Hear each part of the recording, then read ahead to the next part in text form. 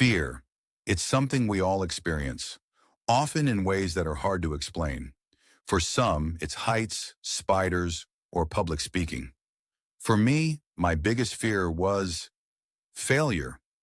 I spent years hiding from it, until one day I realized that avoiding my fear was holding me back from truly living.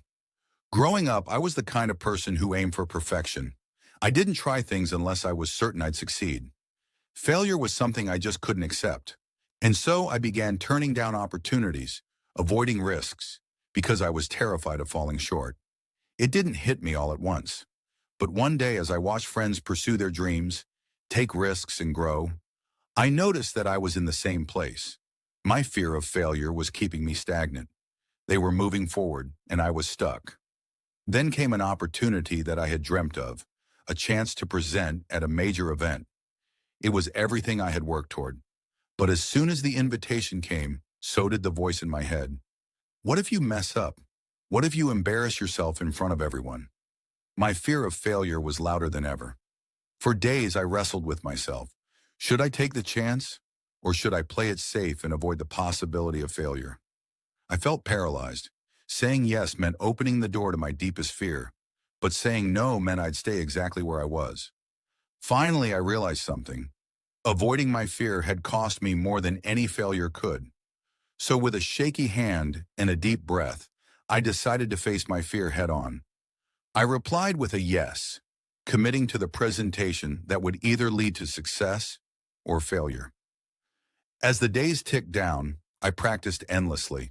I rehearsed in front of the mirror, to my family, even to my pets.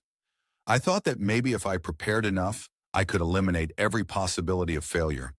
But deep down, I knew that wasn't true. The night before the big day, anxiety hit me hard. My mind was flooded with every possible thing that could go wrong. I thought about backing out, but then I remembered why I had taken this chance. To face my fear and prove to myself that failure wasn't the end. As I entered the venue, my heart was racing. I could feel the weight of my fear, but something else had started to grow. A small, steady voice that whispered, "You've got this." I had committed to facing my fear, and I was ready to see it through. The moment came.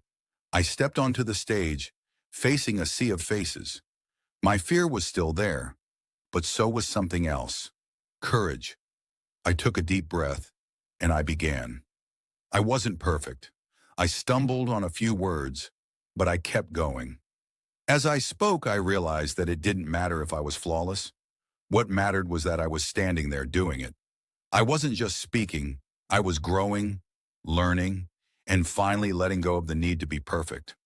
When it was over, I felt a wave of relief and pride.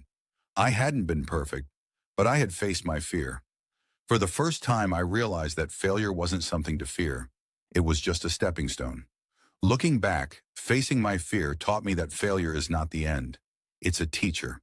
It shows us where we can grow, and it's only by embracing it that we can ever hope to succeed. In avoiding failure, I had been avoiding life itself. Since then, I've taken more chances, knowing that failure might happen. And that's okay. Each risk I take, each new opportunity I face, makes me stronger, more resilient, and more alive. So to anyone watching who's letting fear hold them back, take it from me. Start small, but start. You don't have to be fearless.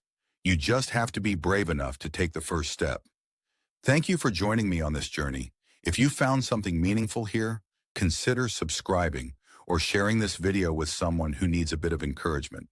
Remember, fear only holds us back if we let it. So go out there, face it, and watch yourself grow.